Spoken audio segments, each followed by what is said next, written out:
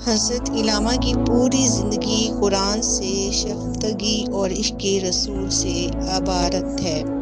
ان کی شاعری قرآن کا پیغام ہے۔ وہ اپنی اور دوسرے مسلمانوں کی زندگی اسی کی روشنی میں گزارنے کی تلقین کرتے رہے ہیں۔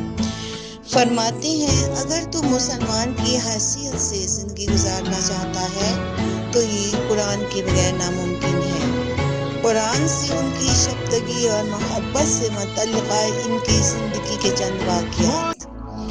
علامہ کی چھوٹی ہمشیرہ کی شادی وزیر آباد کے ایک گھرانے میں ہوئی، غالباً اس لیے کہ ان کے یہاں شادی کے بعد 2-3 سال میں کوئی اولاد نہیں ہوئی۔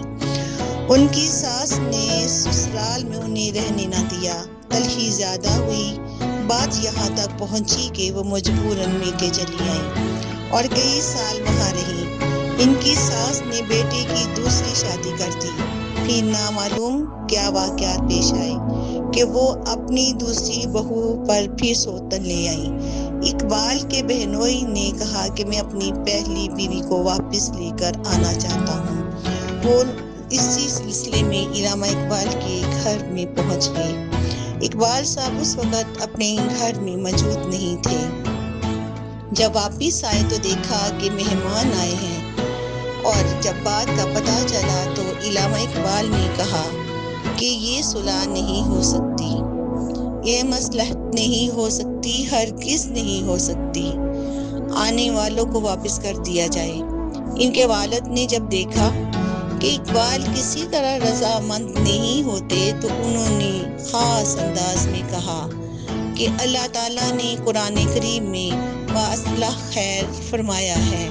اتنا سننا تھا کہ اقبال خاموش ہو گئے۔ ان کے چہرے کا رنگ متغیر ہو گیا، جیسے کسی نے سلگتی ہوئی آگ کی برف کی سیر رکھ دی ہو۔ ان کے والد نے قدرے توقعات کے بعد علامہ اقبال سے پوچھا کہ پھر کیا فیصلہ کیا جائے؟ اقبال نے جواب دیا، وہی جو قرآن کہتا ہے۔ ڈاکٹر صاحب اپنی مکلوڈ روڈ والی کوٹھی میں قیام فرما تھے۔ اس زمانے میں ڈاکٹر صاحب کی قیام گاہ پر ایک نیا ملاقاتی آیا۔ ادھر ادھر کی باتیں ہوتی رہیں۔ اتنے میں انہوں نے ڈاکٹر صاحب سے ایک سوال کر دیا۔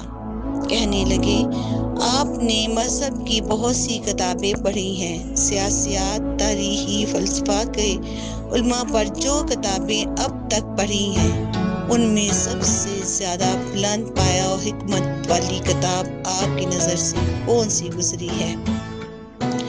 ڈاکٹر صاحب اس سوال کے جواب میں کرسی سے اٹھتے ہیں اور ملاقاتی کو ہاتھ کے اشارے سے کہتے ہیں، تم ٹھہرو، میں آتا ہوں۔